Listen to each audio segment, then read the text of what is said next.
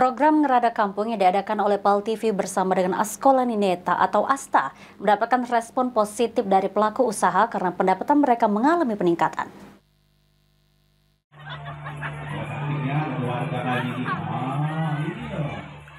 Program Ngerada Kampung yang diadakan oleh PAL TV bersama dengan bakal calon bupati dan bakal calon wakil bupati Banyuasin Askolani dan Neta Indian di Perubahan Merah Putih Kelurahan Mariana, Kabupaten Banyuasin mendapatkan respon positif dari pelaku usaha UMKM. Rusdi, salah satu pedagang, mengatakan dengan adanya program Ngerada Kampung ini menjadi ladang rezeki untuk pelaku usaha UMKM. Ramainya masyarakat membuat pendapatan menjadi meningkat. Apa, Pak? Jualan takoyaki sama es kelapa muda. Ini bagaimana penjualannya dengan adanya acara ini, Pak? Alhamdulillah lancar, laris manis, habis semua. Habis semua ya, Pak? Berarti ada peningkatan, Pak, pendapatannya? Sementara itu, Suseno, pedagang es doger dan bakso bakar, mengatakan pendapatan selama program Ngerada Kampung ini meningkat disebabkan karena masyarakat yang hadir sangat ramai.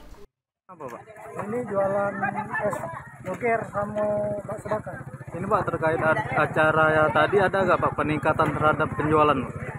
Bisa dibilang iya sih, Mas. Kalau bisa sih, kalau ada ini sering-sering lah ada acara kayak gini kan, jualannya meningkatkan kualitas di kampung ini juga, bagi penduduknya juga kan, peningkatan ibaratnya ke. Diharapkan program Ngerada Kampung PAL TV bersama Askolani dan Neta terus ada guna untuk membantu perekonomian pelaku usaha UMKM. Ridho Ilahi, PAL TV.